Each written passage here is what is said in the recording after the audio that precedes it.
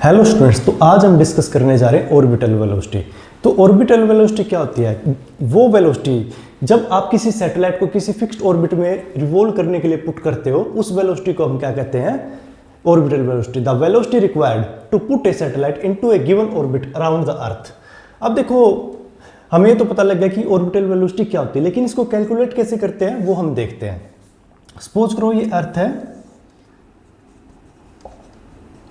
और जिसकी radius capital R है, और ये आपकी कोई सैटेलाइट है जो कि एच हाइट पे इसके अराउंड एक ऑर्बिट में, फिक्स ऑर्बिट में रिवॉल्व कर रही है। ठीक है, अब ये हमें निकालना है कि ऑर्बिटल वेलोसिटी क्या आएगी। ये इसका सेंटर हो गया O। ठीक है, तो टोटल ऑर्बिटल रेडियस कितनी होगी? ऑर्बिटल रेडियस कितनी आ गई इसकी? R प्लस एच, क्योंकि आप डिस्टेंस जो मेजर करोगे ना, इसका सेंटर से मेजर करोगे तो R प्लस एच आ जाएगा। ठीक है, अब जब ये मतलब ये जो क्या कहते हैं, इसकी सैटेलाइट जब रिवॉल्व कर रही होगी, स्मॉल एम मास मान लेता हूं इसका, ये स्मॉल एम मास। ठीक है, जब ये रिवॉल्व कर रही होगी तो इस पे कोई सेंट्रीपिटल फोर्स भी लगेगी, तो सेंट्रीपिटल फोर्स क्या होगी इसकी?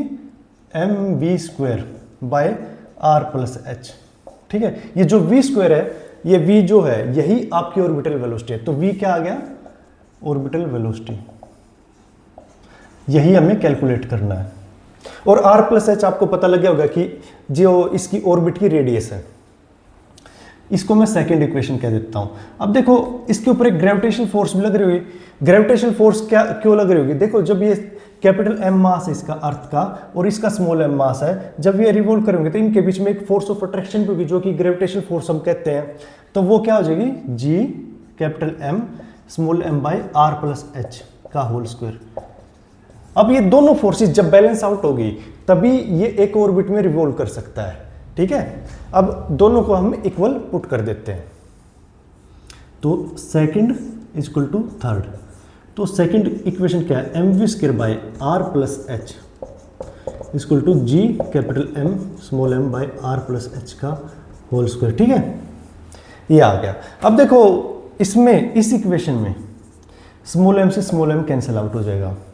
ठीक है, तो v² by R plus H इसको to capital G M by R plus H का होल स्क्वायर। देखो, R प्लस एच से R प्लस एच, देखो यहाँ पे एक पावर R प्लस एच की और वहाँ पे दो पावर है, तो एक पावर यहाँ से कैंसिल आउट हो गई।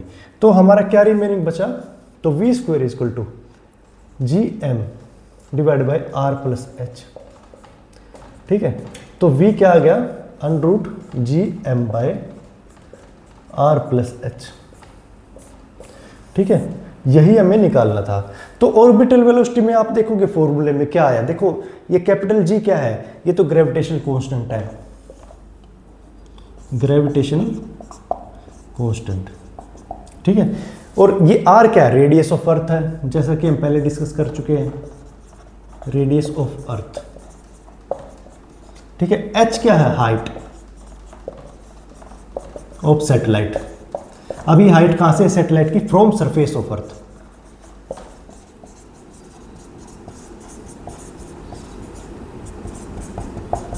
ठीक है, तो H अब देखा जाए तो जो कैपिटल G है वो तो कांस्टेंट है, वो तो फिक्स है, मास ऑफ अर्थ भी फिक्स है, रेडियस ऑफ अर्थ भी फिक्स है।